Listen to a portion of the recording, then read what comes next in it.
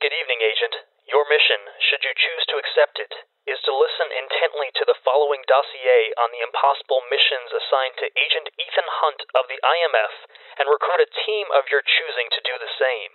As always, should you or any of your team be caught, the Secretary will disavow any knowledge of your actions. This message will self-destruct in 5 seconds. Good luck. Light the fuse.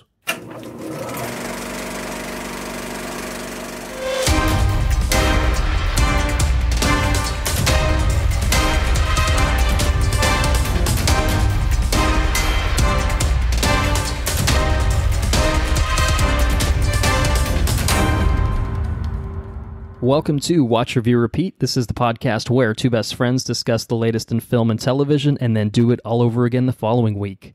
My name is Colton Brown, and joining me is Andrew Meadows. Hello, everyone. Well, hello to you too, sir. How are you doing tonight? I'm doing okay. How are you? Pretty good. We watched a pretty good movie tonight. It is one of 5 that we're going to be talking about on this bonus episode here, this 5th bonus episode that we've recorded. Patreon exclusive, timed exclusive episode. That's exactly what I'm talking about. So while we're on the subject of Patreon, let's get everyone up to speed in case they're not. So this is a Patreon timed exclusive bonus episode, as Andrew just mentioned, which means that if you support us on Patreon, then you get access to bonus episodes like this one, and you get early access to all of our regular episodes. So it's a pretty good deal. All we ask is $2 on a monthly basis, and what we're trying to do is just keep this a little bit more sustainable for ourselves going forward by helping us out with hosting costs, anything like that. So if that sounds like something that appeals to you, and of course we greatly encourage you to do that because it does help us out, and we feel like you're getting a pretty good reward in return, just head to our website, watchreviewrepeat.com, click the Premium tab, and click the Become a Patron button, and you will be well on your way to helping us out and getting some goodies in return. So, I mean, what more could you ask for? That's all I had ever asked for. I know. I mean, if I wasn't a host of this podcast, I would do it. I mean, I support other podcasts on Patreon. We support our friends over at Ink to Film, both of us. Yeah. And they support us, so it's a nice relationship we've got going there. Symbiotic.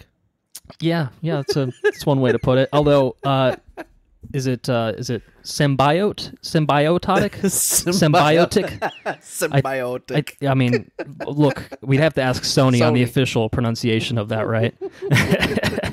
Well, we're not talking about Sony this week. We are not talking about anything to do with Sony this week. We're talking about a Paramount franchise, actually. And we're preparing for a movie coming out at the tail end of July by the name of Mission Impossible Fallout. Looks completely fucking awesome. It does. That fight in that bathroom with fucking Henry Cavill sticking out his He's reloading his fists, man. Jesus Christ. Oh my goodness, I can't wait. Well, we will have an episode on it, of course. But we decided, what better time to talk about the Mission Impossible franchise than the month that the movie comes out.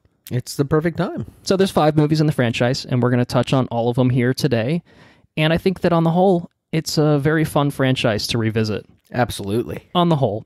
It is not without its blemishes, or perhaps a singular blemish, as we'll get there. There's one big fucking mole. It's quite obtrusive indeed. But, we're not there yet. Let's just take this step by step, movie by movie. And let's begin with just a brief introduction to what Mission Impossible is.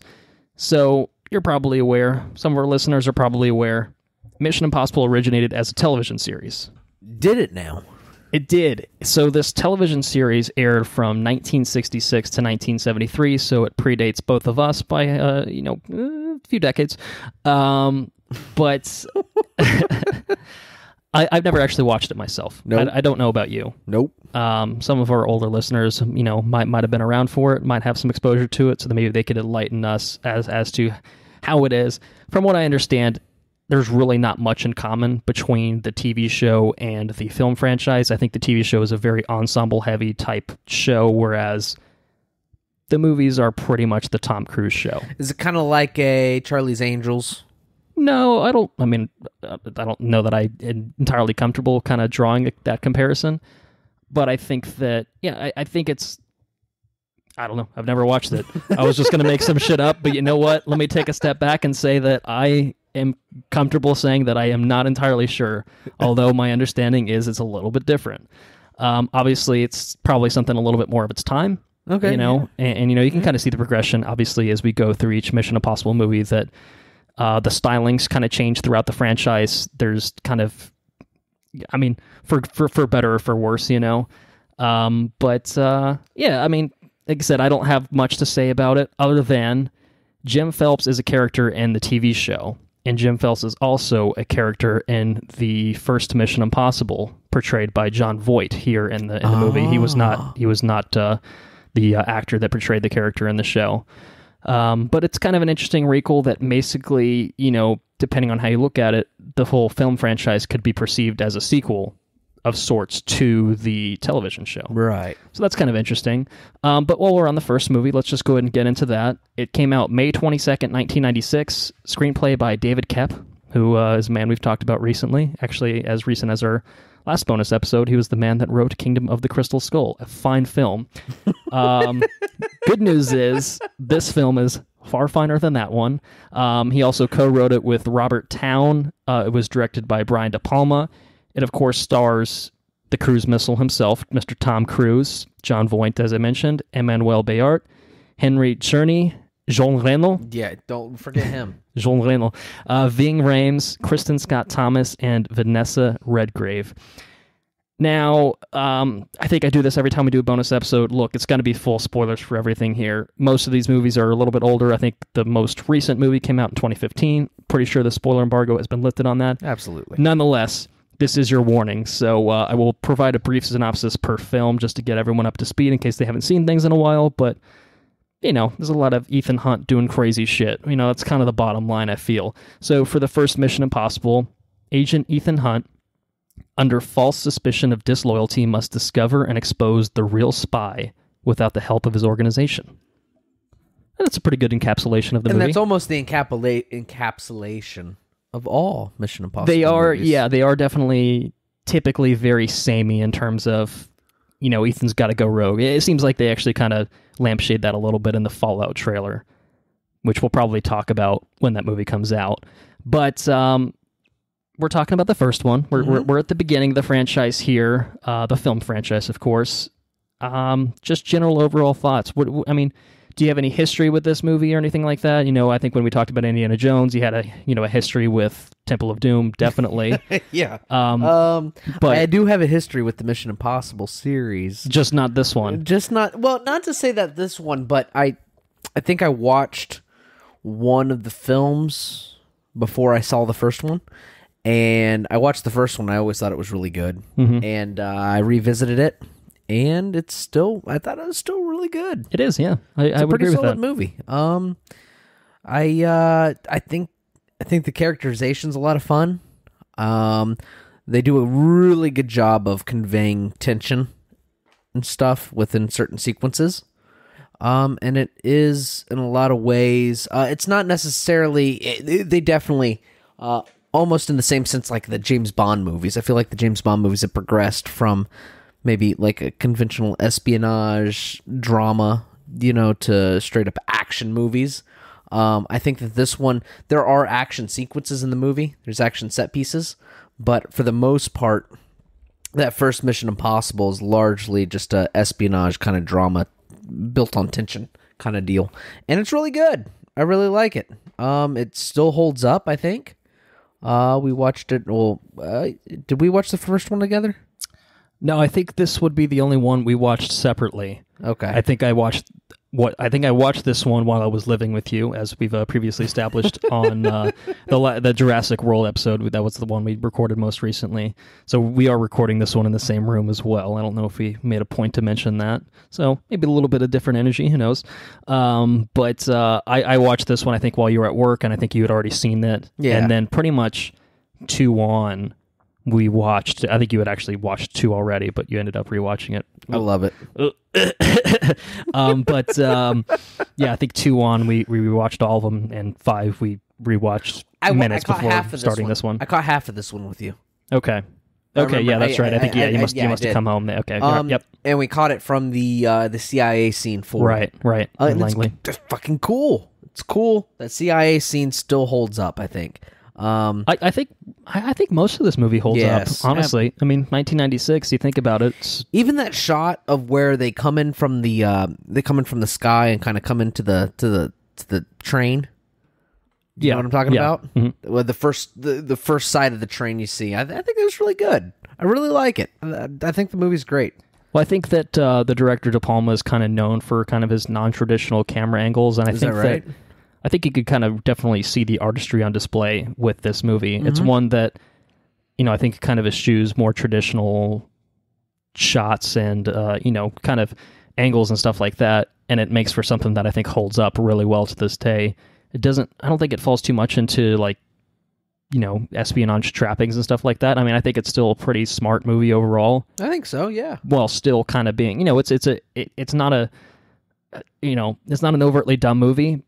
And it's something that I think that, even 20 years on, it still, retains a lot of value. And I think that kind of means a lot. Some movies don't age all that gracefully. No. Obviously the technology back then is a far cry from what we see in the franchise moving forward. You can understand. But it still feels, right. It doesn't feel unnatural. Everyone plays their part very well in this one, and it all works pretty nicely together. So, I'm a big fan of this one. I myself, to kind of, add my experiences with this, I don't know that I really have any sort of childhood nostalgia for this one. I mean, thinking about it, 1996, we were alive, to be fair, but it's 3 years old. Yeah, it's kind of that's a hard. No, that's not right. It's not really a Mission Impossible kind of age bracket. I think I would have been 3. I think you probably would have been 4. That's right. So a little bit older. Yeah. It's a negligible difference in the scheme of things.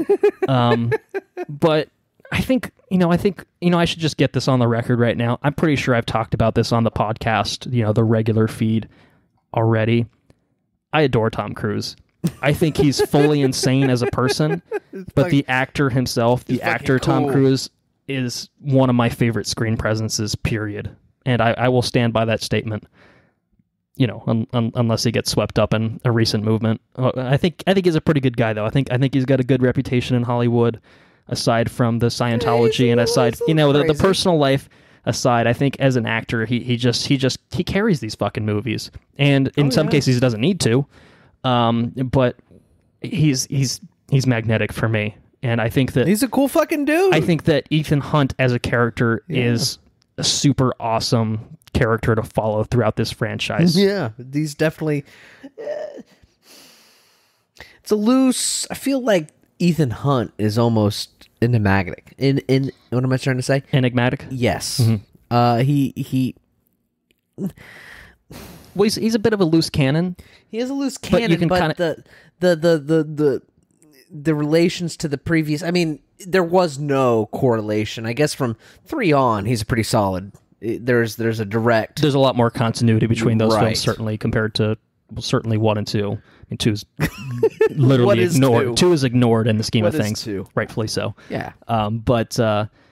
Yeah. I mean, there's definitely more of a through line from 3 on. I would agree with that. And it's really cool to watch him. It's really cool that Cruise has portrayed this character for so long, because you can almost see him. And he's called out, like on this the most recent one we watched, he's called out, there's no way that everything you did is true. And he just like fucking smiles and fucking walks back into the record room. He's just cruising it up. Cruising it up. Fucking the cruise missile, man. He's fucking... He's earned the name the cruise missile for a reason. He's a badass dude. And Mission Impossible, I think, is definitely something... As a franchise, I mean, it's something that I think that... I think he's produced all 5 of these films, all 6, moving forward. Did he produce... He produced the first one? Yeah, I think he's been a driving force since the get-go, like of even just getting the rights to the TV show to adapting it to a feature film. Like, he's been there from the beginning of, I want to do this. Like, I have a passion for this thing. And I think that it shows. You can always see it in any of his performances in this movie, in these movies. I mean, we'll get to 2. But performance-wise, I don't have an issue. That was the first one I recognized as his name being present on the titles and stuff. Now, I'm pretty sure that he was very heavily involved in kind of the production process for the first one and really getting it off the ground. But I think that's a good place to really start, because I could say that about every one of these movies. Is I think that Tom Cruise is excellent in it. So I probably will mention some variant of that, but I did want to just out front, kind of while we're on the first one, just say that I think that he's a perfect fit for Ethan Hunt. I'm already predisposed to liking Tom Cruise.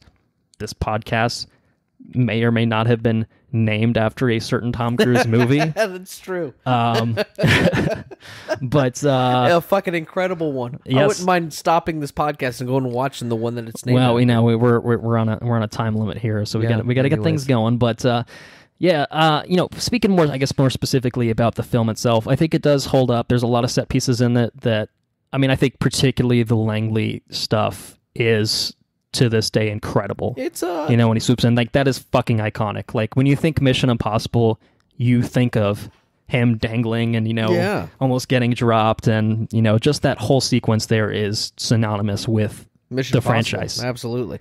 More so than any other thing. Yeah, I mean, I think that it may not be the best set piece in the entire franchise, But it's the most memorable. but it's definitely the most iconic. Of course, Absolutely. having come with the it's the first in the franchise. It's kind of the one that set the standard going forward, but it is it for a good wasn't reason. my entry point, but it's the one I think of. Right. So it's I don't know. It's definitely the most iconic. Yeah, it's good. I was watching this, and I don't think I'd seen this one. I probably rewatched the franchise before Rogue Nation, the 5th one, came out in 2015. So it's been a few years. Since I've probably really properly rewatched the whole franchise. And in the beginning, I'm watching, and I'm like, I like his little team he's got going here. I'm like, why don't these guys show up in any of the other movies? And then, about 20 minutes in, I'm like, oh yeah, I guess that's probably a good reason they're all dead. Except for Luther. Luther Well, is the initial team that he has, basically when he gets framed, like that whole beginning set piece. Apparently, that's a sticking point for a lot of. Well, I don't know about a lot of people. Maybe fans of the TV show might be able to chip in on this more so. But basically, so Phelps, John Voight's character is basically the traitor, as we learned by the end of the movie. And I know a lot of the actors involved in the TV show were very pissed about that. Because he was a good guy in the show, and they make him a bad guy in the film franchise. It's like, fuck you, man. As we learned from Batman, you what's the saying? Let's say you either live long enough to you put me on the spot here. Or you live long enough. You say you either die a hero or you live long enough to see yourself become the villain. That's it. So that's what happened here? Yeah, that's very fitting.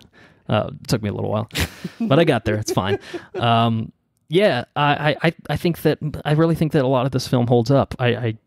It's a strong story in the sense of Ethan being framed, putting him as the protagonist and having him kind of, having to have him use his own devices to really kind of work himself through any situation here makes him look very resourceful. He's obviously a very qualified agent, and I think that having that kind of twist, it's obviously something that we've seen quite a few times since it's been out.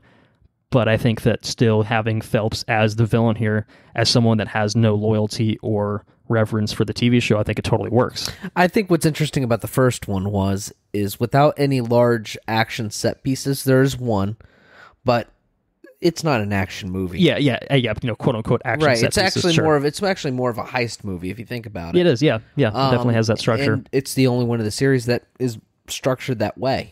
So I think it's unique in that regard. Right, and I think it does a really good job of being a movie that's centered around one sort of heist, and I don't know, it's unique unto itself. That movie is. And, that's actually now that you mentioned that, that's a very good point, because I think I even said it to you when we were watching it. I think the tail end of it, the action bits of it are my least favorite parts of the movie.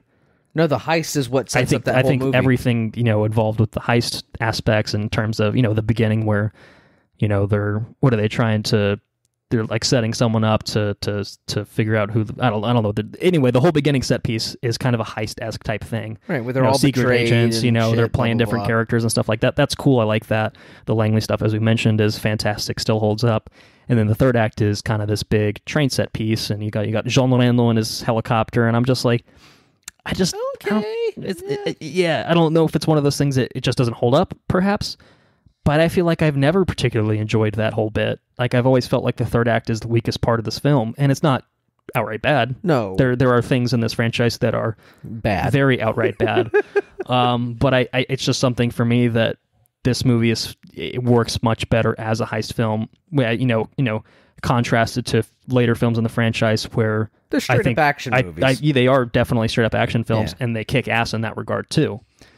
So Yeah, I on the whole though, I think it's a really good movie. It's a really good movie. I'd watch it anytime it's on. Yeah, I think it's a strong film. I think that there's good reason that 5 films were spawned out of this. It's one of the few franchises that deserve. Like, I have no qualms whatsoever with the 6th movie being made. I'm very much looking forward to it. I'm actively excited about. Yeah. How many franchises with 6 movies can you say that you're excited about? Maybe. I mean, how many movies have 6? Maybe can you count entries, on one hand?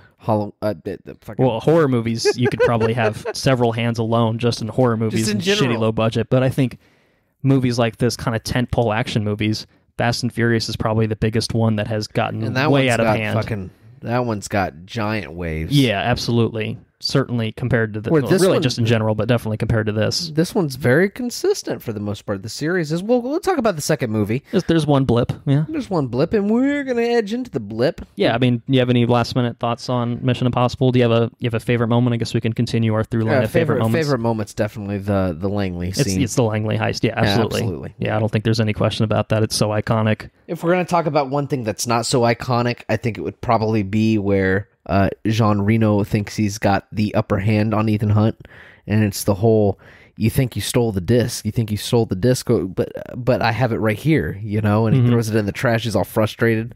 I enjoyed that sequence a whole lot. Yeah, that's pretty good. Yeah.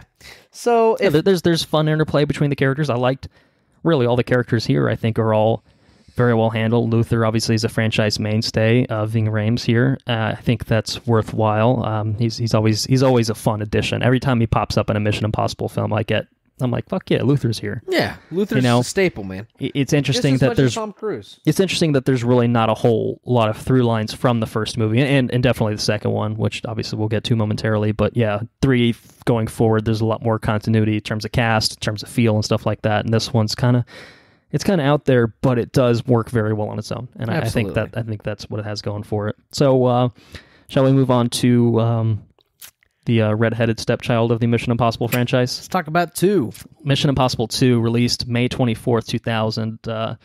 4 years later, 4 years to come up with this film, and boy howdy, did screenwriter Robert Towne and director John Woo bring something to the table. It returns Tom Cruise, of course, as Ethan Hunt, and additions to the cast include Dougray Scott, Tandy Newton, Ving Rhames returning, Richard Roxburgh, John Polson, and Brendan Gleeson. This time, Ethan Hunt is sent to Sydney to find and destroy a genetically modified disease called Chimera. From the get-go, you know that the movie's shit. From the get-go. Now, I want to be... This was my entry point to Mission Impossible. Right, yeah, we've kind of alluded to that already. Yeah, this was my entry point, and as a young child, I feel like I was exposed to Temple of Doom and Mission Impossible 2, and I don't know. Either way, I enjoyed this movie when I was a kid. I learned the song on my bass guitar. It's like, oh, it's fucking Mission Impossible. I watched the movie recently, and I'm just like, I couldn't stop laughing. It's this one does not. I don't know if it was. I feel like it's always been a bad movie, but this one doesn't hold up very well at all. Everything about this movie, they have long, like, there's just these very long drawn out sequences of like people staring at each other and just like very intense slow motion and like a slow zoom in on their faces. The slow-mo. Tom Cruise is just flashing his pearly whites, and then Tandy Newton's maybe biting her lip a little bit or something like that. Fuck. And then Dougray's looking all fucking pissed and shit. Like it's just so over the top. It's so ridiculous. Like it's oozing with style, but for all the wrong reasons. Like, it is so overly stylized that it feels like a parody, doesn't it? Yeah, it does. It does make you laugh. It's It's really bad. I think this is... It's such a departure from everything before and after. It's ridiculous. Yeah. Well, redheaded stepchild is the words that I used for a reason. It's so far removed. I mean, even if we're just taking this chronologically, we're taking this sequentially, moving from the first one, it's only been 4 years. Like, I could kind of get it if, like, first one wasn't a big success. 20 years later, let's radically reinvent the franchise. But it's been 4 years. It's actually one of the same screenwriters, and it's just like, how do you go from one to two? Why would you be a part of this? Yeah. And I don't know, like, part of me wants to think... Yeah, actually, my initial hypothesis, and I don't think this is true at all, I couldn't find anything that suggested that this was the case. I thought maybe that they just took a script for another movie that wasn't Mission Impossible and just kind of doctored it to be a Mission Impossible. I know they've done that with, like, the Die Hard franchise. So I thought, okay, maybe it's just a totally different movie, and they said, yeah, fuck it, let's just make this, but we'll kind of, we'll put Ethan Hunt in there and make it work. No, that's not the case. Straight up. It was written to be a Mission Impossible movie, and so my second hypothesis is that this is just something that is so much a product of its time that it had like a very brief window in which people would have liked this, and it has aged very poorly past that window. Maybe a summer, like the summer of 2000 was the only window in which something like this would have been accepted, and then by 2001 you're like, yeah, that was a real piece of shit, wasn't it? I can tell you, it made my summer because I watched this shit a whole lot as a little child. Well, we just looked at the Rotten Tomatoes page, and it's, like a 57% with an average rating of 6 out of 10 from 150 reviews, which granted, a lot of those reviews are probably actually more recent, which to me thinks that, like, are we the outliers here? I mean, obviously that's not a great score across the board, but 6 out of 10 is... It's a lot stronger. I would chop at least 3 off that 6, and that's being generous. I think you could probably do a little bit more chopping. Like, this is a really bad movie. Abysmal film. It's baffling, isn't it? I think that everything about this is just, I don't know it, and it just feels so different. I think part of it is obviously there was probably a sharply negative reaction, or at least not as positive as they would have liked, and so you see kind of I guess you see it. I mean, you do see it reinvented after this point as much more of, I guess, a straightforward action franchise. But this is, how would you classify this movie? It's got, I guess, heisty aspects where he's trying to steal the... No, it feels like a fucking music Chimera video. virus. Yeah, I think that's, it's got... I mean, that's what it feels like. Like, it doesn't have like a very, it doesn't feel cinematic. It just feels so... It's just, I'm going to go look at the Wikipedia page. Like, what is this categorized as? What kind of film is this? Action spy film. I guess that's not inaccurate, but I feel like, I don't know. I mean, there's definitely a lot more action in it, certainly compared to the first one. Now, you said John Woo. I mean, maybe we need to address John Woo's history. You say that a lot of his films are successful? Well, he was a very successful director in Hong Kong. I think he worked on a few films. I think Hard Boiled is kind of one of the ones that I'm aware of. And, it's a very different sensibility, certainly compared to someone like Brian De Palma, and really probably compared to anyone directing in that time. But I don't know that it's a fit for this franchise. Obviously, it wasn't because they, went completely the opposite direction, subsequently. But I wonder what the thought process was in terms of crafting this movie. You mentioned Tom Cruise is, his name is all over this. It's not like he was contractually obligated to do this and, forced at gunpoint, like, you're going to be in this movie, motherfucker. He paid for it. Like, yeah, he was still obviously very involved in this. So I don't know. I think it's just a product of its time. That's kind of my running hypothesis, is that the sensibilities just did not age well. Because that's the only thing that I can point to. Because otherwise, the existence of this film and its current iteration, it's just baffling. I don't have words to really kind of say other than it's a strange movie. What the fuck is this movie? It's bad. It's bad. And there's a reason that every movie past it in the franchise has never made reference to it. Tandy Newton's character totally absent for the rest of the franchise. It's everybody except Luther. Yeah, I guess Luther is in this one. Well, there's the fucking Australian guy in this one. Yeah, he's nowhere. Oh, I'm not in any of the rest of the franchise, mate. Why ain't you bringing me back, mate? Yeah, fucks. But they did bring Luther back, but they don't reference any of the events. And Well, I think that's kind of probably part of what I'm saying is... To be fair, though, they don't reference any of the events of season, or not season, but episode 1 either. Yeah, that's not true. Do they? Yeah, Rogue Nation literally like addresses the Langley heist. Oh, okay. I think when they're doing that kind of meeting in the beginning, or the committee meeting. So I think that there's nothing about, there was that one time that there was that chimera disease, and Ethan Hunt stopped it. Had a motorcycle fight with Dougray Scott. It's like a motorcycle fight. Oh my goodness. It's the elephant in the room, really. There's a lot of set pieces in this that are... It's just... The motorcycle fight is obviously the most memorable. I think it's the most egregious. Where they jump off the motorcycle in midair? And they collide. And I think when we were watching it, I'm like, why on earth would you do that? What is the actual purpose behind doing that? I'm gonna play chicken with this dude on this motorcycle, and I'm gonna jump up off my motorcycle. Like you're gonna drive towards each other on your motorcycles, full speed, throttle that motherfucker, and then when you're kind of close, you're just gonna jump off and collide like body to body, and like what does that accomplish? There is the pretty sweet maneuver though, when I think he kicks the gun out of the sand, and then one, he turns around in one swift motion and shoots Dougray. It's pretty badass, yeah.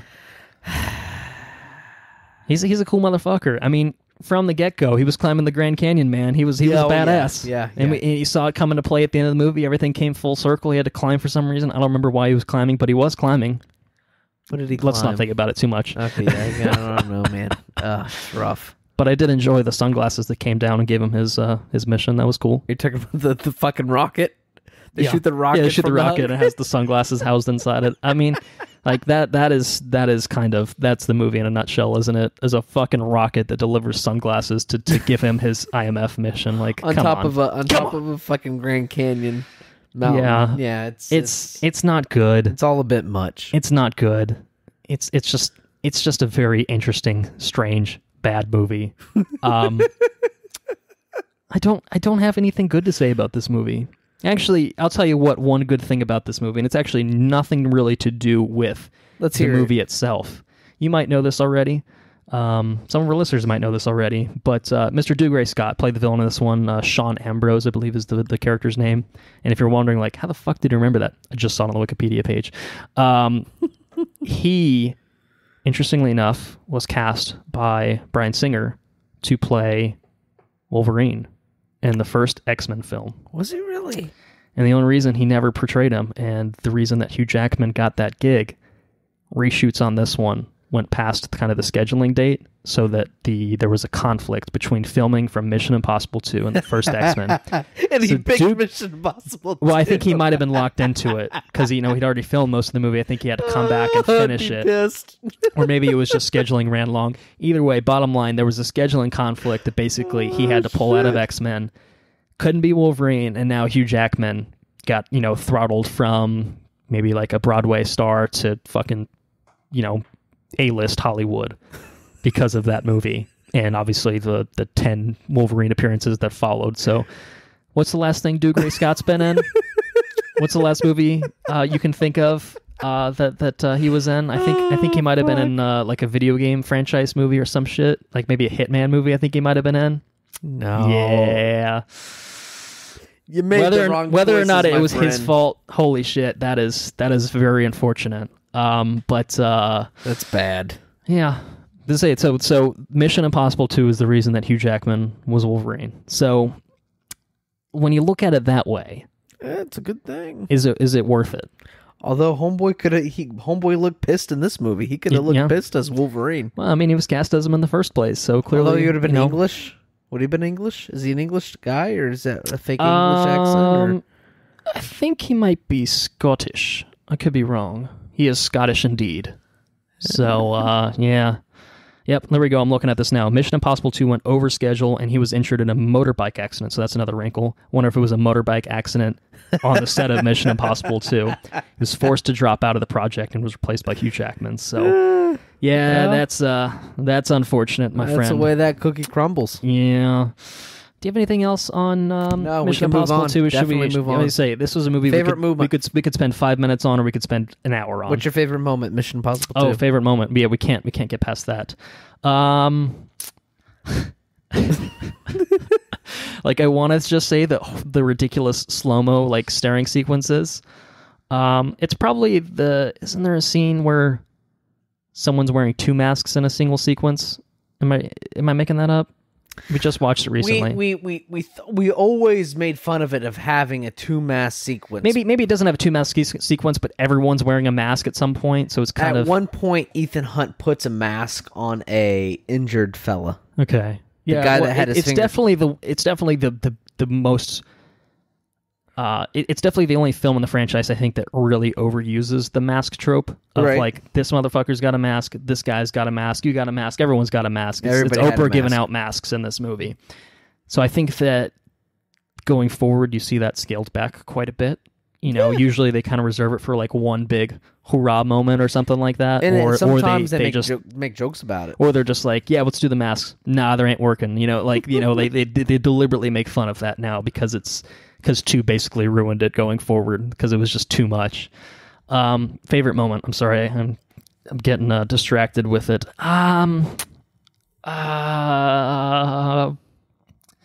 can tell you my favorite moment. Yeah, I'll let you take the reins on this one.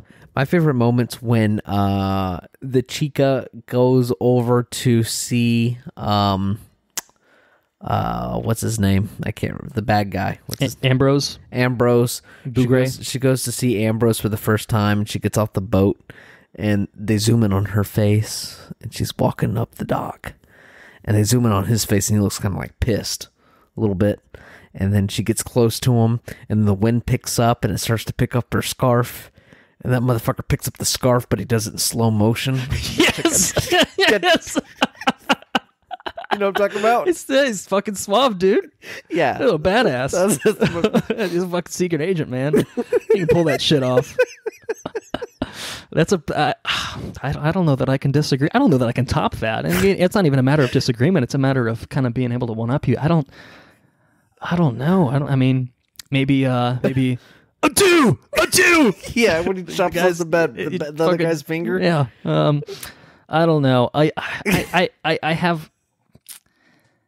You know, I think you did it on one of the Marvel episodes where, like, this is the moment that defines the movie or something like that. That's kind of it. I'm gonna, you know, that is a good one, but I'm gonna pick the motorcycle fight because it's so fucking stupid. Like as a third act, like, you know, this is the way we cap our film off.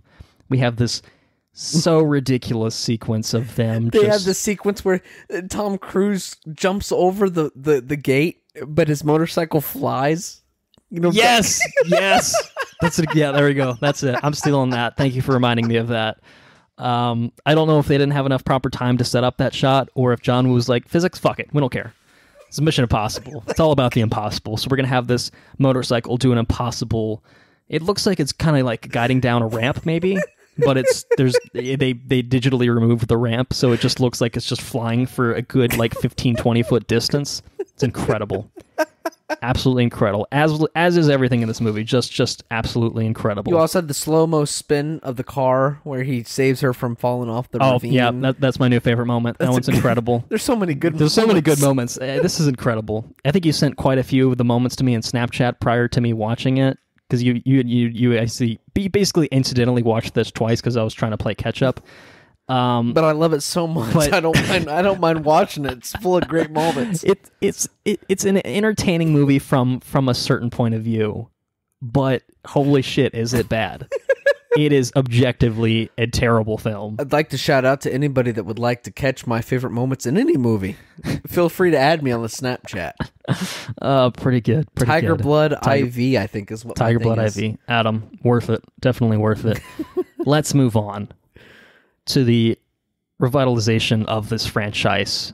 Came 6 years later, Mission Impossible 3, May 5th, 2006, screenplay by Alex Kurtzman, Roberto Urchi, and J.J. Abrams. And in his directorial debut, J.J. Abrams directed this as well. Holy shit. Yeah, he's gone on to that fucking that Star Wars. Is that what it is?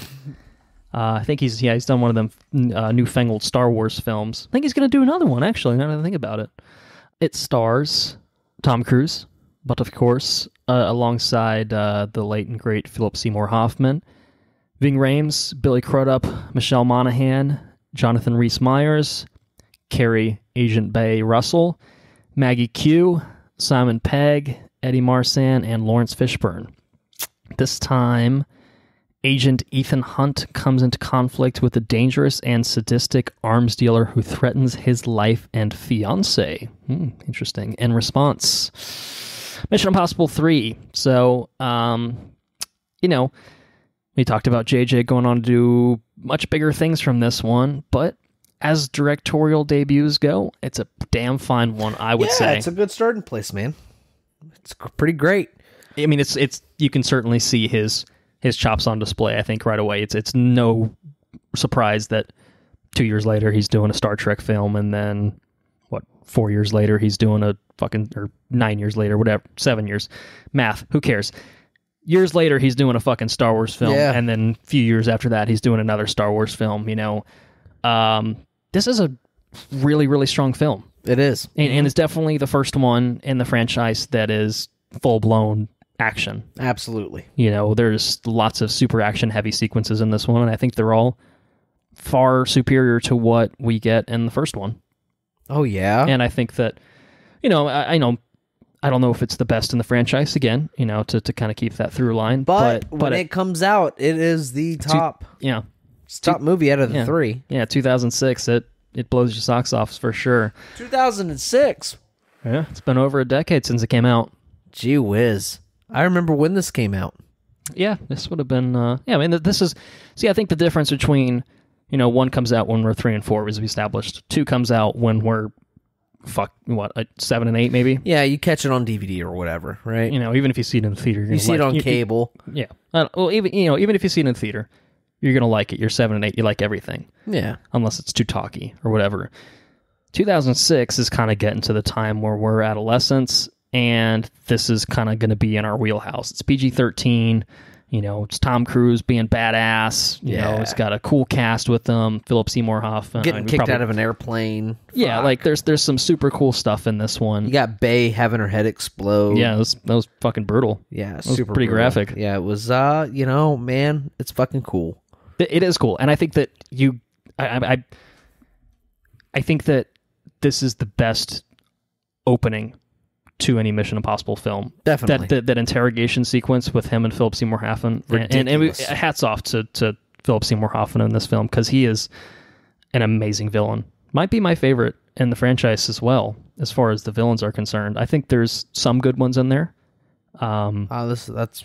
I mean, Dougray is obviously probably the finest, of course, Mr. Sean Ambrose. No. Philip Seymour Hoffman falling close second. Yeah. No, but I think he's super convincing. Like, he's so cold and calculating, and he just absolutely nails that role. He's a good actor. Yeah. Yeah, a very strong actor and a very strong performance. And a movie that, of this kind of nature doesn't always ask for a performance like that, but I think when you get something like that, it just elevates it, and I think that's absolutely the case here. But I think that, in general, this one, I really like the direction that it goes. I think that having him have this, have a fiance, and Michelle Monaghan, I think that that's a really, really interesting story direction. I mean, he's retired as a field agent. He's kind of just training them, but he's doing it secretly. And you never see it either. You never see him train anybody. He instantly There's gets just references to it. Yeah, he gets called right back into action, which is... Let's say one of his, kind of proteges is in harm's way, and he says, I'm fucking in, man. I'm going to go save her. I'm doing it. Tom Cruise said, I'm doing it. But the only thing that kind of, I don't know, it bothers me, but I feel like this one is sort of ignored moving forward as well, in terms of the supporting cast, I would say. Maggie Q, Jonathan Rhys-Meyers, like, those characters are kind of just dropped moving forward, and I kind of feel like there was room to include those characters. I think that, now that I think about it, I think Chris McQuarrie, who directed 5, talked about how he tried to get Maggie Q to come back, but there was, like, scheduling conflicts or something like that. So they at least have made attempts to kind of bridge the gap. But they talked about it. They referenced it, right? They referenced her either getting killed or divorced. Are you talking about his wife? Yeah. Yeah, absolutely. There's tons of references to her. She's in 4. And I think she's going to be in 6 as well. I think she's in the trailer. So was she in 4? Yeah. What's she doing 4? She's at the end. What'd she do? he just kind of looks at her from afar, and they like smile at each other all lovingly. Oh, okay. So, yeah, we're not there yet. I think I was asleep. You might have, yeah. That's kind of why we wanted to revisit. I mean, 4 literally bridges right into 5. But we're not there yet.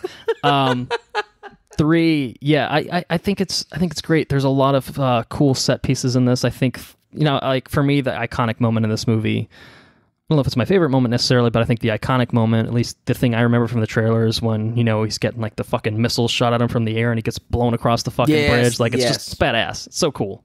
But I think that having, I don't know, it seems like a very kind of contained kind of movie. Like when I think about it, I always think about it, like every time I remember this movie, I kind of forget like the whole nature of like Lawrence Fishburne and Billy Crudup's character. Totally forget about that. Like that all kind of falls by the wayside. The things that stick with me are that interrogation at the beginning and that kind of being like the through line for the movie of how's Ethan going to get out of this one. You know, he's going to get out of it somehow. But is there going to be repercussions? Is there going to be, collateral damage? How's this going to work? And I remember the Vatican.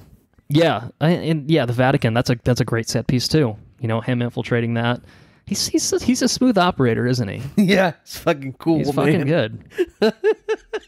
and that's kind of what I'm talking about. I mean, this is the first time we see Benji, Simon Pegg's character. Yeah, and great. Very small part in this one, certainly relative to his roles in 4 and 5. But I liked his team in this one. I kind of was like, do they die by the end of the movie? Is that why we don't see them? But no, I think they're still around. Yeah, even like Lawrence Fishburne kind of just disappears moving forward too. But it is one of those things. I think that it actually is kind of cool that most of the films in the franchise kind of have their unique flavor to them. Again, for better or for worse. We've talked about the worst already, but 1 through 5 all have a different director at the helm. And I think that really contributes to kind of the different feel to each one. So, each person kind of brings their own sensibilities. Yeah, sure, for sure. So that is kind of cool. But I think that JJ's sensibilities here are super strong. They're very evident. Right. I think this one probably has some of the most gunplay in the franchise too. Like there's a lot of him just like going balls to the wall, shooting people. I think that there's a little bit more hand to hand. I think maybe in 4 and 5. Whereas this one, I think, it's him kind of, being like a fucking badass, like secret agent, kind of, mowing people down and just being very cool, taking cover and stuff like that. Just the way he operates, I think it's just kind of, it's a different flavor compared to the other ones. Right. But I think it works really well here. It's a good movie. It's a pretty good movie. It's a strong movie. You watch 3 after watching 2 and you're like, God damn, this is a fucking Oscar-nominated movie here, man. It's legit. Yeah, it's for real. That's it's night and day. Yeah, you watch 2, you watch 3, and it's like, oh my God, what have I been exposed to? It really. I remember it was a couple days ago, but I remember saying, well, I know my order on these movies, 3, 1, 2. Yeah, it's a strong 3, 1, 2 once you hit number 3. It's a badass movie, and 3 almost sets the pace for, 1's a cool movie by itself. 2 is what the fuck is number 2? I don't know. Well, fuck no. I don't know it's kind of on its own planet. But 3 sets the tone and almost the structure for the following movies. At least for 4 and 5, I think. It almost feel 3, 4, and 5 almost feel like their own trilogy, sort of, yeah. Whereas 1 and 2 almost feel like their own little thing. So I think for reestablishing the franchise, it does a very good job of that. I think on its own, it's a very good movie. I think it's very stylized. I think it's well acted. I think it's an awesome fucking movie. Really like it. Well, what's your favorite moment? Favorite moment. It's probably honestly the beginning, because I think that's, as I said, it's my favorite opening in the entire franchise. I think it's super strong. It really kind of just, it sets the stage for the movie in a big bad way, where it's, there are bigger set pieces that we see as kind of the opening sequences, moving forward. But I think that this one sets the tone for the film, and it's just the general driving force for how the plot kind of threads out from there. So I that's my favorite moment, and it's got that fucking Hoffman performance, and I like a lot of the story elements here. Again, as I said, I think that kind of giving him, a character like Julia to play off of, it adds a new shade to Ethan that we don't really see before. He's flirty, he's got kind of a romantic entanglement with Tandy Newton and two, but it's also goofy as with everything in that movie, and this one feels like a real relationship. Oh, sure. Like I buy into Ethan, kind of the husband, or the groom, like I like that angle a lot, and I think that kind of having him kind of have to have the duality between I'm a badass secret agent and I work for the DMV. IRS or DMV or whatever the fuck he said. It's just kind of it's good. So that's my favorite moment is just the very beginning, that opening sequence. What about you? I think probably my favorite moment's when he about kicked that motherfucker out of the plane. Okay, yeah. Philip Seymour Hoffman's calling him out. I'm going to find out who you are. I'm going to kill every single last one of them, blah, blah, blah, blah. And he was over there and kicks him over because he's tied to the chair, and he's almost throwing him out of the plane. Ethan. And, he ends it all cool. Philip Seymour Hoffman says, I'm going to, okay, well, I know your name's Ethan. It's like, oh, fuck, what the hell's going to happen? And that's it. And then he goes to infiltrate the, I guess at that point he already infiltrated the Vatican. But anyways, I really like the sequence. The intro is awesome. The intro is by far probably the strongest in the series so far. Definitely sets the tone. But I did enjoy him almost kicking him out of the plane. Yeah, I always thought that fucking was intense. Yeah, it's very intense. Yeah, you say you reminded me of two things. Great Cruise performance. I had to get it out of the way for this one. He was fine in two. He was But basically what's cool about that sequence is Tom Cruise falls against the wall of the plane, and he just sits there and says, "Fuck, I got too worked up." He's got like tears in his eyes, and he's sitting there kind of breathing. And Philip Seymour Hoffman's like, "Oh, I almost got thrown out of the fucking plane," and it's just very intense performances from both of them. Man, it's really fucking good. Yeah, and they play super well off each other. Yeah, they do. It's real good. Yeah, so, like you said, great Cruise performance. Again, nothing. He's fine in two. He's mostly just grinning like a jackass and being super cool and super suave and I'm awesome. It's too much. But this one, he sells that so well. I had something else to say. I don't remember what it was now. I got too caught up in talking about the cruise missile. But there's a lot of good stuff to like in this one. I think that's definitely one of the stronger entries in the franchise. Absolutely, for sure.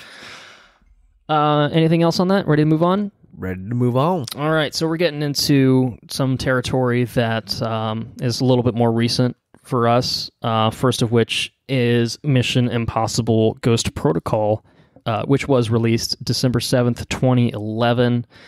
Written by Josh Applebaum, Andre Nemec, directed by Incredibles director Brad Bird. I believe this was his live-action directorial debut. So many directorial debuts. Tom Cruise, Jeremy Renner joining cast, Simon Pegg returning, Paula Patton, Michael Nyqvist, Anil Kapoor, and Léa Seydoux. This time, the IMF is shut down when it's implicated in the bombing of the Kremlin, causing Ethan Hunt and his new team to go rogue. Going rogue? Whoa, that's unheard of. To clear their organization's name. I like me some Ghost Protocol. I think that this is a very strong film with a lot of very strong set pieces in it. Most notably, of course, the Dubai Tower climb is... The Kremlin is entertaining as shit, too. Yeah, the Kremlin has a lot of good stuff, but I think that if you think about... I mean, obviously I'm speaking for myself here, but I think when you think about this movie, you think about... It's not even so much, the sequence in the movie is great, don't get me wrong, but it's the fact that there was all the kind of the hoopla during the production process of Tom Cruise is a crazy asshole that is literally climbing the Dubai Tower right now. This Burj guy Khalifa? is a monster. Yeah, Burj Khalifa. So, what do you think about Ghost Protocol? I think it's really fucking cool. I think it's it's a steady progression in the series. You go from 3, and then you go to 4, and the set pieces get better. The action gets better. I think the situations get more tense. Maybe not more tense, because number 3, I think 3 is pretty fucking tense. I think 3 might be the height of the intensity in the franchise. Yeah, 4, for sure.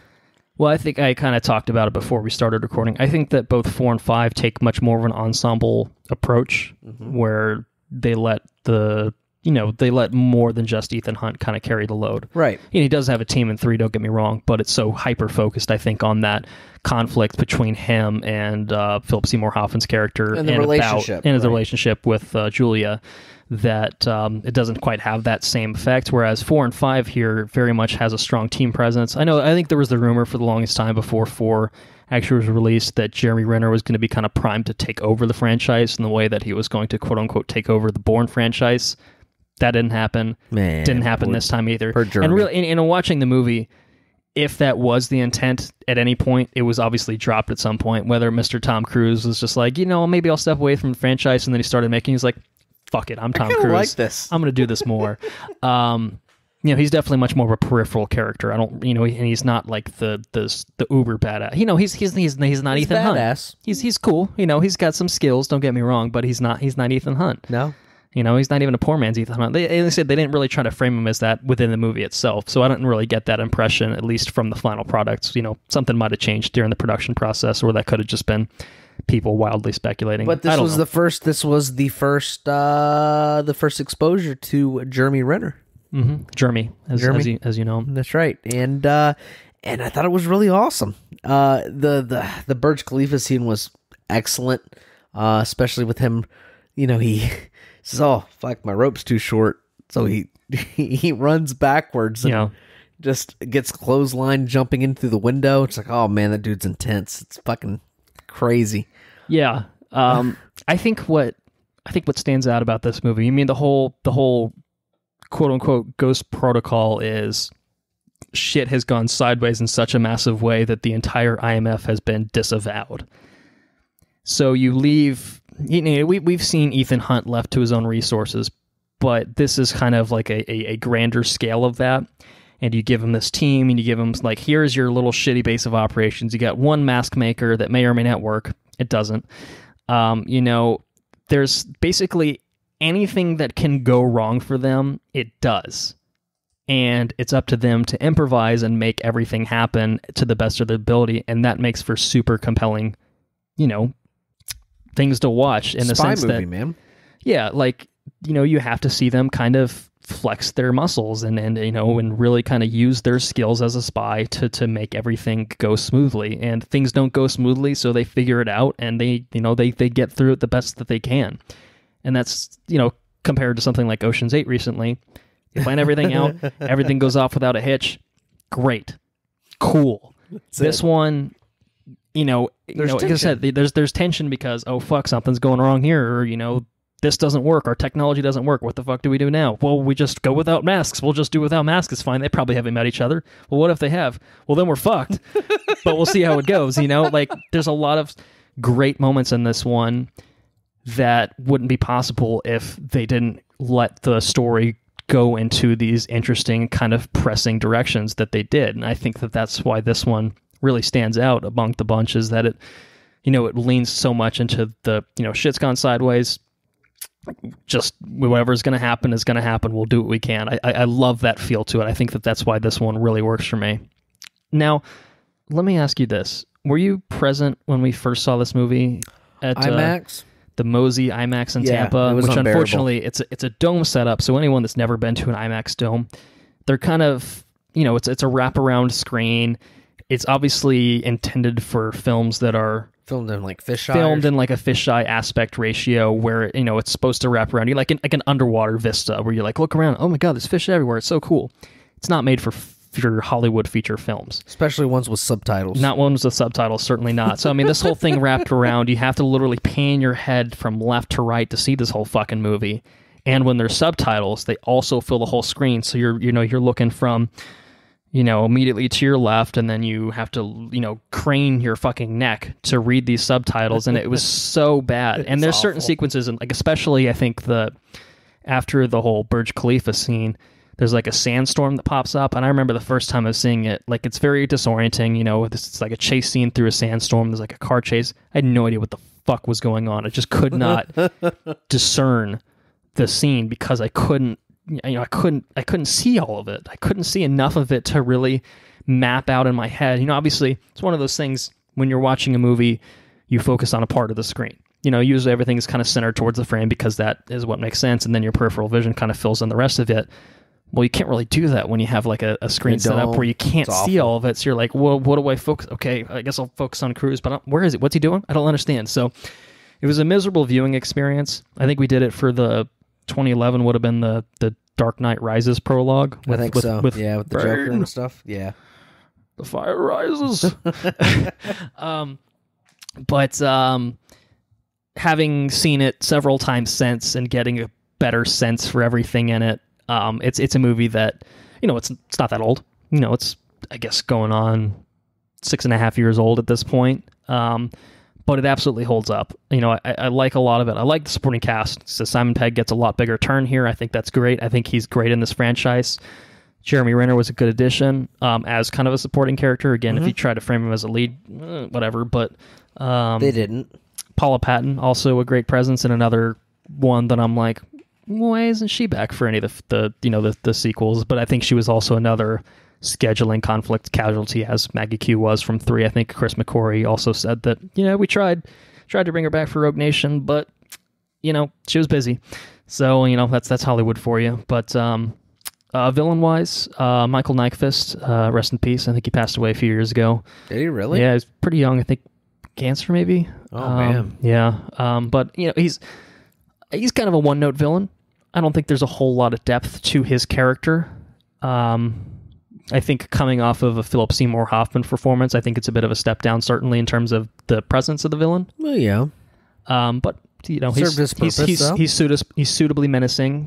Wants to fucking start a nuclear war for some better future or something like that. I don't know. But yeah, it's a good movie, and there's a criminal lack of Luther in this movie. He's in there at the end, which are we gonna dance around it anymore? I think.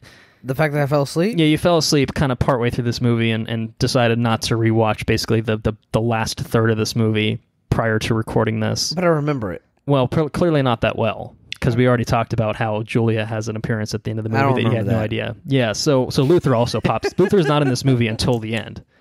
Basically, there's like after everything's been resolved, Jeremy Renner talks about how he's like, fuck, dude, I was the reason that your wife got killed.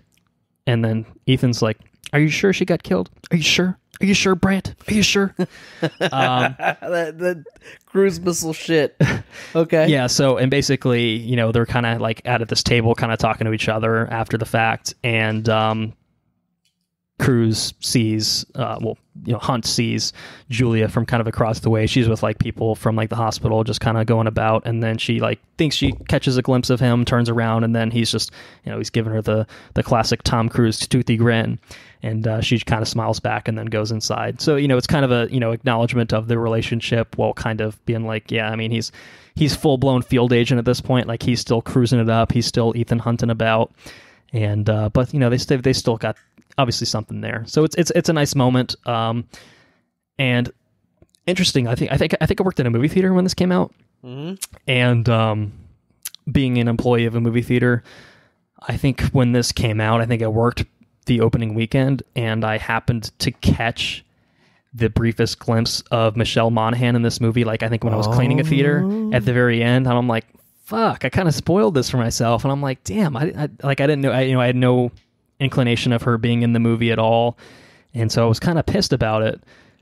But then when I watched the movie for the first time, I was very confused because basically the whole movie they talk about like she's fucking dead, man. I'm like, so is that like what's that going to be? It's like a flashback, or what's going to go on there? So it was kind of nice that I actually kind of misled myself in some ways, where I'm just like, I don't understand what they're going for here. Like, I didn't perceive it immediately as kind of, oh, wait, they're just full of shit. So there are advantages to some out of context spoilers, perhaps. But obviously staying spoiler free is usually the way to go. It's a strong movie. It's a very strong movie. What else is in there? There's the party sequence where Paula Patton goes in, and she's looking good. She's quite cool, as the kids say these days. Mostly you're a kid. I yeah. Hey, I know what's cool, man. And a Josh Holloway cameo of sorts in the beginning for the Lost fans out there. And Leia Seydoux. So this is a spy franchise, and Leia Seydoux, this is pre her being like Swan in Spectre, the most recent Bond film. She was the Bond girl in that. Okay. So it's kind of interesting to see the crossover between the spy films. I while we're on the subject, I think the Mission Impossible franchise, at least in recent memory, has been better than the Bond franchise. Is that a hot take? I don't know, man. Bond's got its own kind of thing going on. But I think that, if you had to stack up the big spy franchises, I think that since 3, Mission Impossible has been more consistent. Like Casino Royale, I think is probably on its own better than any of the single Mission Impossible films, but really Quantum of Solace, yeah, I mean, it's fine. Skyfall, I think, is pretty good, but I still think that probably even 4 or 5 are better than Skyfall. And I think Mission Impossible is a lot more fun. Maybe that's what it is. It's just got much more of a inherently watchable appeal to it. Yeah, where Mission Impossible or Bond is, I don't know. Maybe I'm just kind of in like the post-Spectre like blues of like, that kind of wasn't that good, was it? I'm not saying they're the best, but I don't think they're intending to be what Mission Impossible is. Mission Impossible is just a lot of fun. Mission Impossible, we just watched, good segue, we just watched Rogue Nation. We did. And that film is a lot of fucking fun. I don't think any Bond movie has ever been that kind of fun. Yeah, I guess that's fair. There's kind of a cheekiness to the franchise, yeah, certainly, absolutely. and in recent entries. But favorite moment before we skip over that for Ghost Protocol. Favorite moment for Ghost Protocol. I am going to say favorite moment for Ghost Protocol would be I really enjoyed I enjoyed the Kremlin sequence. Okay. Yeah, I'm going to go with the Burj Khalifa climb. That's fair. I mean, I think, again, for me, that's the thing that I'm like, that's Ghost Protocol. That is Ghost Protocol. That's the cover That's of the true. Blu-ray, It is. that's fucking cool. I just thought the Kremlin was a lot of fun. It made me laugh a lot. And I like the cast interplay in it. Like they're all really good, together, and the kind of the banter between them is quite good as well. But Rogue Nation really kind of follows on the heels of Ghost Protocol. So the tail end of Ghost Protocol, Ethan gets delivered this message saying that, hey, there's this criminal organization called the Syndicate or whatever. Like, it's your mission to do this. Blah blah blah blah blah. So enter Mission Impossible Rogue Nation, the 5th film in the franchise. July 31st, 2015, it's released. First film in the franchise to both have the screenplay and direction done by the same man, Christopher McQuarrie, who I've talked about a couple times already. What did he do? What did he do prior to this? That is an excellent question. Let's do the quick googs and see what we can dig up on Christopher McQuarrie. Googity googs. Okay, so prior to this, in terms of directing, he did Jack Reacher, also a Tom Cruise vehicle, and he's written on some other stuff. Edge of Tomorrow, he was one of the writers on, so that's a pretty big one there. He also wrote Jack Reacher, Valkyrie for it's another Tom Cruise one. So he's obviously got some pretty strong Tom Cruise history. I would not be surprised if Tom Cruise is like, let's get this guy in the door for Mission Impossible, for Rogue Nation. So while we're on the subject of Rogue Nation again, Tom Cruise comes back, Jeremy Renner coming back, Simon Pegg coming back, Ving Rhames coming back, and then we got some newcomers to the franchise. Rebecca Ferguson making her debut as Ilsa Faust. Lakey Bay? Yeah. Mm-hmm. Sean Harris playing the villain, Solomon Lane, and Alec Baldwin coming in to play the CIA director Hunley. So it's the last one in the franchise prior to Fallout's arrival later this month. This time, 2015, Mission Impossible Rogue Nation. It's about Ethan Hunt and his team that have to take on their most impossible mission yet, eradicating the Syndicate, which was alluded to in Ghost Protocol. It's an international rogue organization as highly skilled as they are, committed to destroying the IMF, the Impossible Missions Force. Should totally be real. It's such a good name. So we just watched Rogue Nation. It's very fresh in our minds. I will say that when this came out in 2015, it was one of my favorite films of 2015, and I very much stand by that. I think that this is an incredible film. It's a lot of fun. It's got everything in it that you could really want from it. Like, it is the perfect kind of, like, this is the blockbuster formula just really done super well. Very charming cast, very charming performances, and a topsy-turvy kind of story that goes some different places, but it's always fun to kind of follow Ethan on this ride. And this is the one I feel like, yeah, I mean, I guess we see him, intense, but I feel like this is Ethan kind of really just kind of, everyone is just like, he's just doing his own thing. We're just here for the ride. Like, we trust him, he's our friend and all that, but Ethan's kind of, he's a man on a fucking mission in this movie. Yeah. Like, he's like, I'm going to fucking nail this guy. He's like, but it's cool because he's got a nice foil in Sean Harris's character in Solomon Lane.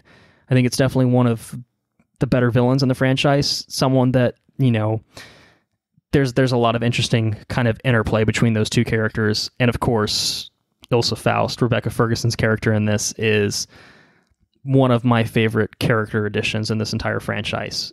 Just, from the minute she's introduced, just kind of the, is she, isn't she, in terms of whose side is she on? We always get kind of an inclination that she's certainly not overtly evil, but there's definitely kind of something else to her character. And I think that having that, does a good job of alluding, like, what are the motivations behind right, her? and I think that that's a very interesting storyline to follow, even when you've seen the movie and you kind of know how everything plays out. It's interesting to view the movie honestly from her perspective. Ethan Hunt's our lead character. We follow Tom Cruise. It's a Tom Cruise movie and everything, but to kind of follow it from her perspective, I mean, I think you could have a fucking cool ass movie that is literally the exact storyline that you see here, but it's from her perspective, and you see her run up against Ethan Hunt every now and then, whereas a lot of it's just kind of her shaded with British intelligence, and then her run-ins with Solomon Lane, how she gets kind of drawn into the syndicate and all that.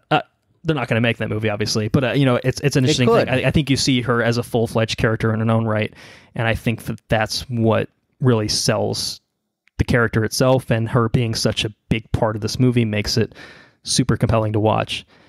And I think that this is, I think there's probably been kind of a gradual escalation into it being like full-blown action, and this one is just balls to the wall. I think from minute one, you've got that big... I had to say, it's probably the best chase sequence, probably since...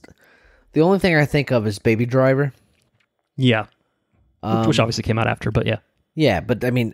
Since, that you've seen recently. Yeah. Right. The chase sequence is fucking incredible.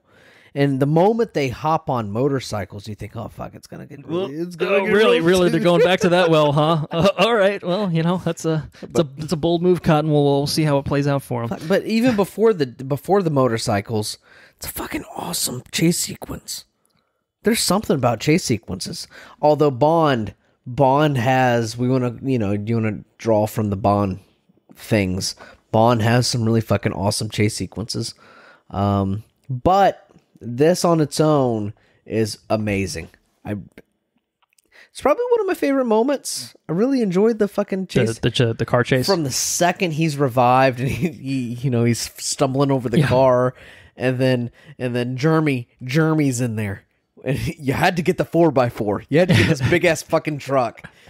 And then he hops on the motorcycle and he's driving the motorcycle and people are getting clipped and oh fuck, it's so good. It's very visceral. It is how it's shot, and like just the sound design, just when the cars are just crashing into the bikes, when they're just clanging up against the fucking settings, and just the way that they kind of traverse the whole cityscape. I think that's in Morocco. I think the whole sequence is in Morocco. Mm-hmm. Like it's a really clever use of the geography. But it makes for a super... You got homeboy in the car screaming about the stairs. Yeah. Stairs! Oh, God! He's put your seatbelt on? Yeah. You're asking me now? Yeah. Yeah. And I think that it's not just contained to that one bit of the movie. I think that is pretty much present in the entire movie. It starts with the fucking huge-ass... Yeah. Ethan Hunt being a crazy asshole / Tom Cruise also being a crazy asshole and hanging onto the side of a fucking plane. And that's a throwaway set piece. Like I said, I mean, that's a great opening, but I don't. It's so tangential, I guess, to the overall storyline that I think that something like three storyline holds up, or three's intro holds up better because it's central to the movie, whereas that one's just kind of a, hey, we filmed with a super cool set piece. We got to put it in here somewhere. I think that was originally supposed to be part of the third act, and they're like, we don't really know how to fit this in here, and they just said, fuck it, we'll rejigger it as kind of the opening for the movie. And it was awesome. It's great. I mean, it sets the tone perfectly. Balls to the wall. They do such a good job of perpetuating the kinetic just the kinetic shit of this movie, man. Especially in that chase sequence that I keep talking about. But I mean, just the there's so much kinetic activity in this whole movie, with them having to go through there and hold his breath, and he can't hold his breath that long because he only died technically, I think. But man, whole movie's just so good. You want to know what's fucking amazing about this movie is that entire opera sequence. Mm-hmm. I think that is... Oh, that dress. Oh my goodness, that dress, that yellow dress. Even beyond the obvious aesthetic appeal of that sequence. Like a bay. It's just the way that whole sequence is edited together is fucking awesome. And it's also a sequence not dissimilar to something we've seen in a Bond film. Quantum of Solace also has its own kind of version of the opera sequence, and I think that's great. It's probably the high point of that film. But I think that it's a thing here that is astonishing in its own right, and just everything in it is amazing. Tom Cruise kind of going one against this dude that's fucking a foot taller than him. It's awesome. The second he starts to stand up, and Tom Cruise and just kind of the whole, again, it's the use. There's something about the use of that the operatic sound kind of juxtaposed with secret agents going about their mission. Benji's got this awesome ass technology stuck in the closet, and we see Ilsa Faust kind of setting up for what could be a kill. What's she doing there? What's her angle? There's so many different kind of pieces to that puzzle, and to see that the way that they play out, it's super satisfying to kind of watch it all play out. It's that jumping ahead a little bit, but that might be my favorite moment. But there's so many good moments in this movie that, like, compared to something like 2, where you're like, favorite moment? Is that like, what do you do there? You just the first thing that comes to your head. Like this one, it could be the first thing to come to your head, because depending on kind of what you like in this movie, like there's so much to like that, something else might be a better set piece for you, but they're all fucking good.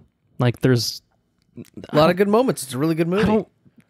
Correct me if I'm wrong, but is there anything to really dislike in this movie?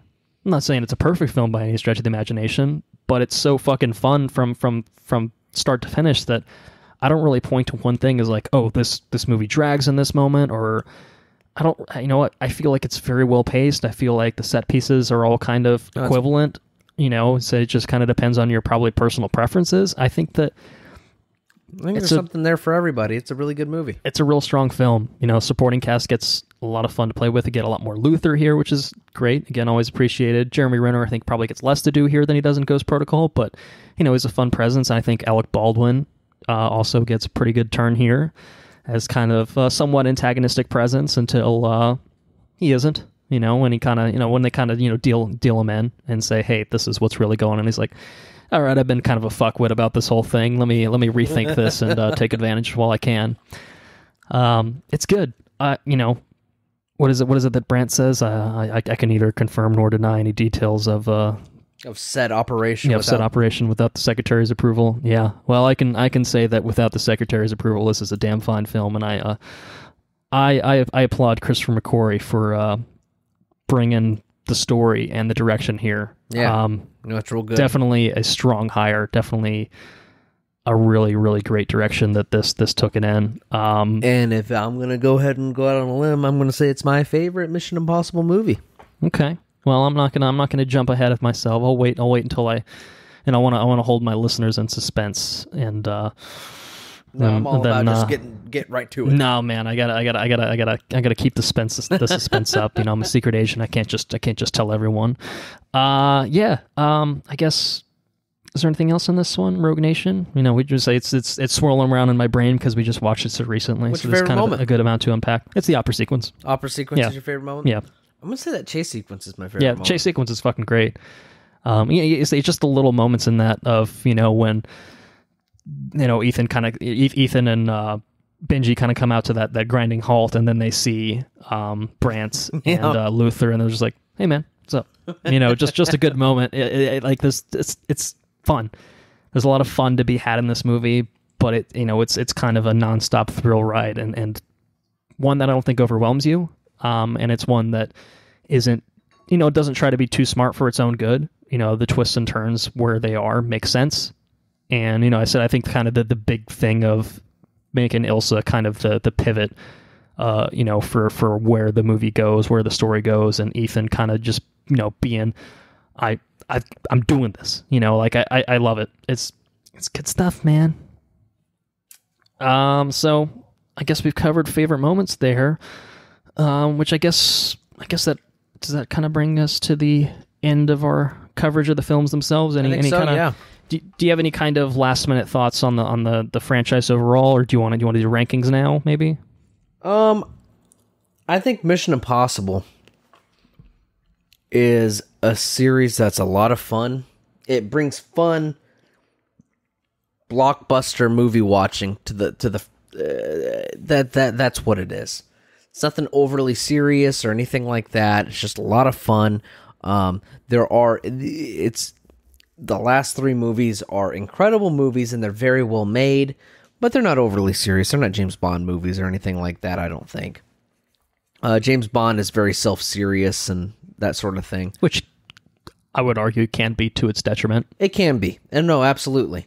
And recently has been. That's fair.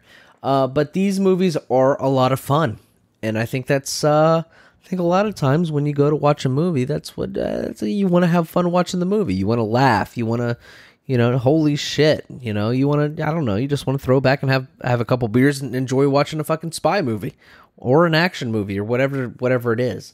And I really enjoy the series. That's my hot take on Mission Impossible. It's a lot of fun. If you haven't seen any of them, watch them. I think they're worth watching. I think it's a strong series. One of the strongest franchises I can think of, for sure. Yeah, I think most consistent. Yeah, in terms of consistent quality, I think it's definitely one that, you have one bad one out of 5. That's a pretty solid track record. I mean, we talked about Indiana Jones. 50% of them are kind of crap. Mm-hmm. Or a lot of crap. Definitely. So I think that, I don't know that it's a franchise that is super well regarded overall. I don't think it's, it's not something that blows the box office, it's not Star Wars out the window compared to certain other franchises, certainly. But it's one that I think that is more quietly appreciated, and it's one that for me, it's really 3 on. I think 3 was probably kind of, the point where I kind of got on board. Mostly, honestly, probably just because of our ages. That's just kind of naturally where things progressed from. Yeah. But the quality from 3 on has been so consistent, you haven't had a reason to really kind of say, fuck this, I'm done. They've lost me entirely here. I think they've only really kind of gotten stronger, perhaps. Yeah. So on that note, I guess we can do rankings real quick. I think just from what I'm gathering from this conversation, we honestly might have the exact same rankings. We'll see. Number 5 is Mission Impossible 2. I know we agree on that. Yeah, we definitely. It is trash, and I think that there is a massive separation between 5 and then 4 through 1. I think 4 through 1 are all much closer in quality than anything is to number 2. Absolutely. So Mission Impossible 2 is crap. It's honestly skippable if you're trying to get into the franchise. I myself am a completionist, so I do own the Blu-ray. I think it came in like a trilogy pack, but it is never referenced again in the rest of the franchise, at least as of yet. Maybe Fallout will change that. But yeah, it's definitely skippable. I mean, it's not the worst movie ever made, but it is bad. But it's interestingly bad. Like, again, it's a one of, how the fuck did this movie get made like the way that it did? But anyway, it's the worst in the franchise. It's number 5, so 4 through 1. I'll start, and if you disagree, then we'll go from there. Number 4 for me is the first one, Mission Impossible. I completely agree. Okay, so I think it's quite good, in its own right. Oh, it's a good movie, yeah. But I enjoy the tone and feel of all of his successors to a side. And I think that they're much more in line with kind of what I've come to expect from the franchise and what I've come to enjoy from the franchise. But I do really like the first one as kind of its own thing. I just prefer the other ones. No, and I said I think it's good. It's just because I think the other ones are stronger movies too. Yeah. They're I think they're a little bit tighter, yeah. Right. Yeah, so that's kind of where I'm at with that. Number 3, we'll see if we agree. I think that 3 appropriately is Mission Impossible 3. We completely agree. Okay, so yeah, I think that it's, again, really, really strong in its own right. It really kicks off the reinvention of the series in a strong way. I don't know that Ghost Protocol and Rogue Nation are possible without what 3 does for the franchise. No. It really sets a new direction for it. And for that, we're very thankful. Obviously, JJ's probably pretty thankful that he ended up making that project worked out pretty well for him. And it's a really good film. It's a really good film. It's one that I think stands on its own quite a bit, and it's quite good. Number 2, again, based on what we've said, I'm pretty sure we agree. Number 2 for me is Mission Impossible Ghost Protocol, 4th film in the franchise. 4, I agree. Again, it's got a lot of good stuff in it. Great film, and it's one that is, it trends more in the direction of things that I've come to really enjoy in the franchise. But we come to number 1, the first film in our rankings. Mm-hmm. Mission Impossible Rogue Nation. Yeah, the 5th one. Rogue Nation just steps it up in a huge I think way. it's the, like, they got the formula. You got the set pieces, down. You got the chase sequences, you got the action, you got the gunplay, you got the you got characters. You got characters. Like, you got characters you can care about. You've got there's something there for everyone. You said that. It's all of it. And I think that it's complete just package. It's everything that you could have asked for out of a film, like, in this genre, period. Not even just for the franchise. I think it's everything you could have asked for out of something from this genre. It's a pretty strong fucking movie. It is a pretty strong fucking movie, and it's one that leaves you with some things to think about, some things to kind of deal with. Yeah. But it's a movie that in the moment you just fucking take it moment to moment, and it's a blast. Makes you, yeah. It's an absolute blast. Good movie. It is good. There's a reason it's number 1. Yeah. So that takes us to Fallout. Yeah, exactly. So Mission Impossible Fallout coming out very soon, tail end of July.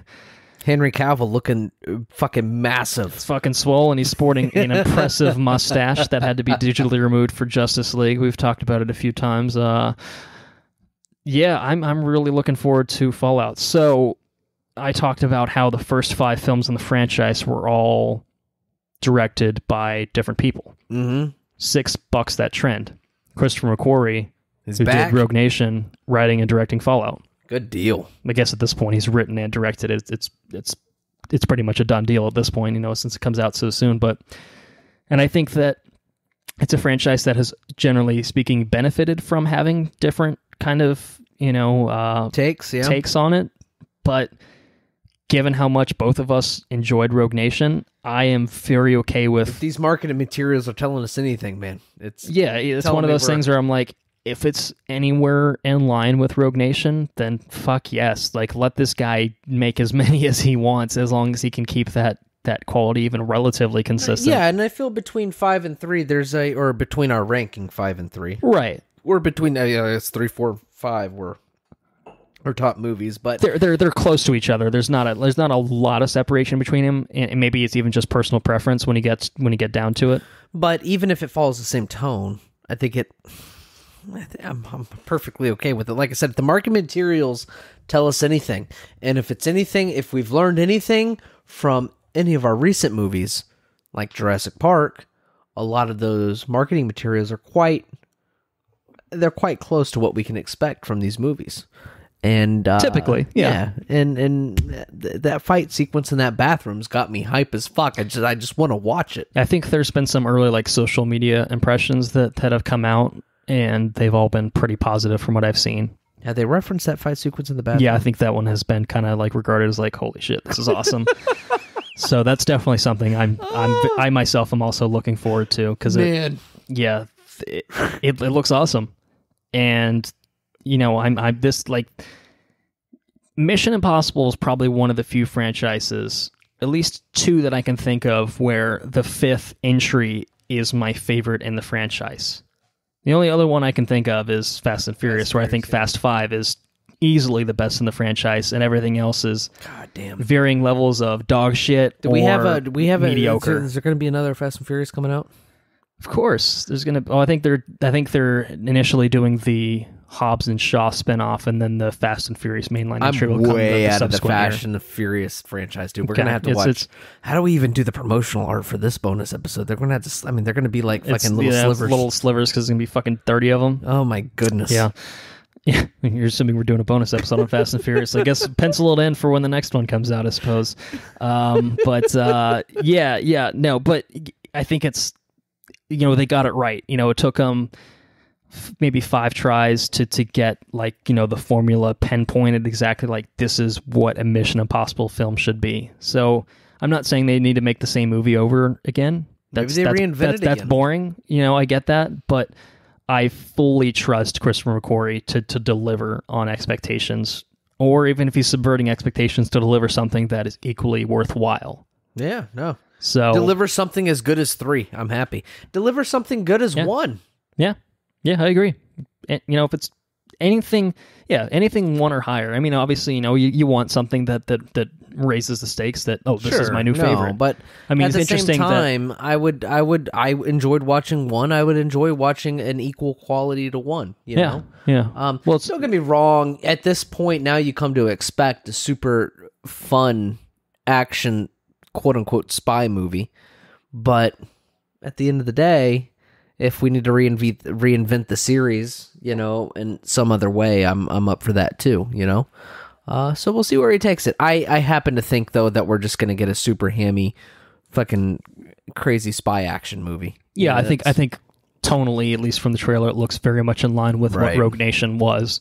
And so I'm expecting more of that with some crazy-ass sequences. I mean, I think the first trailer is one of the best trailers that came out. I guess probably, I don't know if it came out earlier this year or the camera angle with the water submerging onto the honcho. You know what I'm talking about? Where he's locked up in the back of the bus and the white. Yeah. Mm-hmm. That looks fucking cool, man. I'm excited. I'm excited for some Mission Impossible. Well, maybe we should leave it there then, because we're gonna have plenty to talk about when it does come out. Not too long from now, and that'll make for a very interesting episode. Certainly a nice follow-up to the conversations that we've had here on the franchise itself, on kind of the different movies, and it'll kind of make a nice frame of reference for how Fallout stacks up to the rest of the franchise. Maybe we'll do an updated rankings when it does come out, in kind of the vein that we did with. I think we might. Did we do an updated rating for Infinity War? Whatever, it doesn't matter. It's only 6 films. I think we can figure it out once it does come out. Yeah, it's not too bad. It's not fucking 20 movies like the Marvel has. So, I think that will do it for this bonus episode here. Thank you guys for listening. If you are a supporter on Patreon and you're listening to this early as part of your rewards for being a patron. And you enjoyed what you heard, please spread the word. If you can get anyone else to help us out on Patreon, again, they're going to get access to this, so that's obviously a nice incentive. But it helps us out a lot, and we would greatly appreciate any more support that we can get. We help you out a lot, too. Hopefully our opinions really make your day. Yeah, we're trying to be entertaining, maybe sometimes educational, mostly probably the former. But, we're hoping that, we try to keep the bonus episodes a little bit more topical for when we can be. So, Mission Impossible Fallout's coming out soon. It's a great time to revisit the franchise. So if you're rewatching the films yourselves as part of, a kind of rewatch leading up to Fallout's release, then, even if you just listen bit by bit through this episode, great.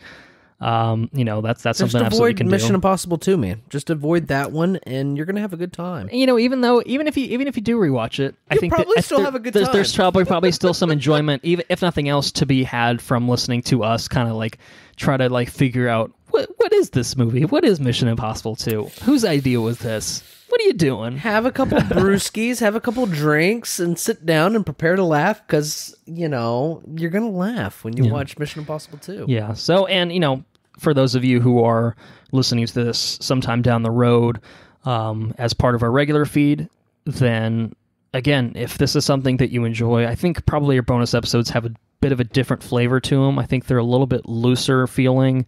We try to kind of get right into things, keep things relatively on topic, and we kind of cover more diverse range of topics. It's obviously less recent films. We're talking about some older franchises, some franchises that are coming back into the forefront soon. Yeah.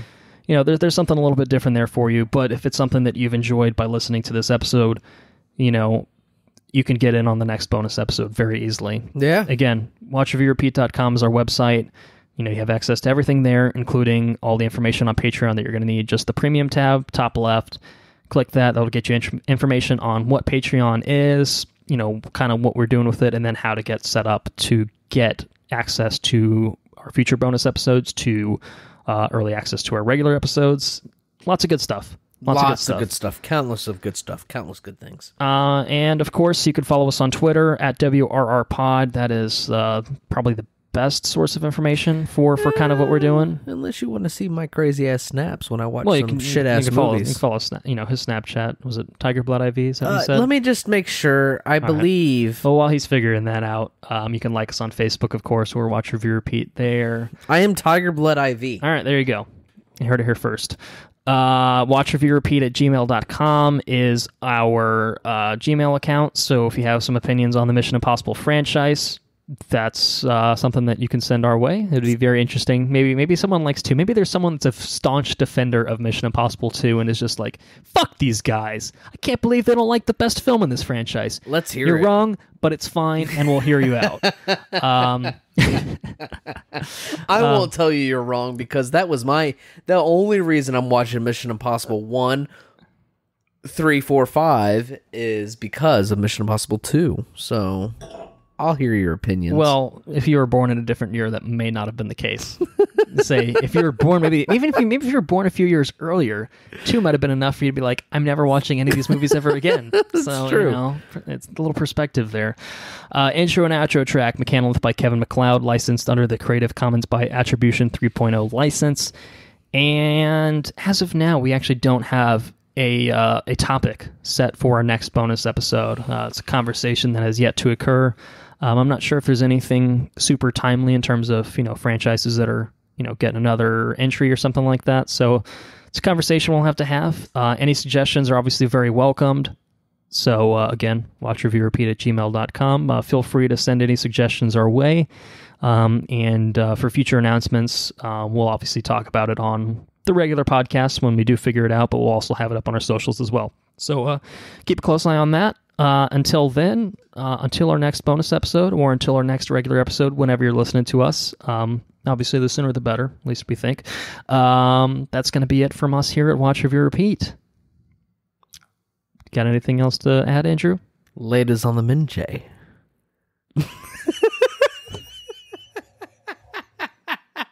Slapping the bass.